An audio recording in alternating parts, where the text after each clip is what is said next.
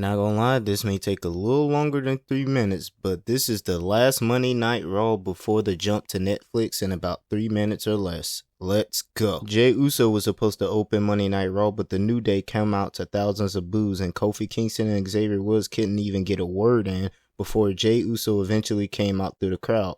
Jey Uso dismissed the New Day by saying they suck and then proceeded to call out Drew McIntyre.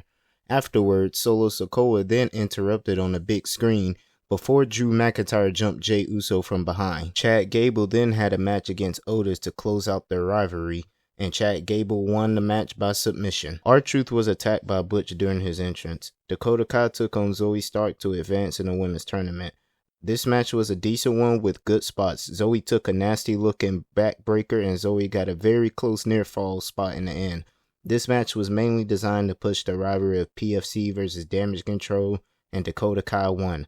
Not gonna lie, I thought Zoe was winning this one. Judgment Day took on War Raiders and Damian Priest. I believe Judgment Day had a new theme song or whatever, but this is the worst that Judgment Day has ever looked.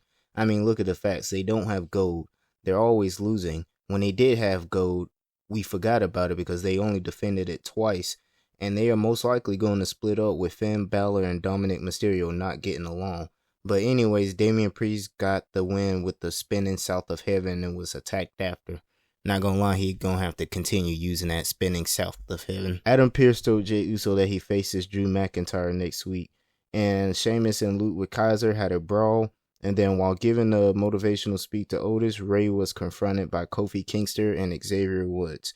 It was then time for Io Sky versus Lyra Valkyria in the semi-final part of the tournament. This match went very good with Lyra getting a roll-up for the win. Last but not least, Seth Rollins and CM Punk had their very intense face-to-face where they threw huge insults at each other.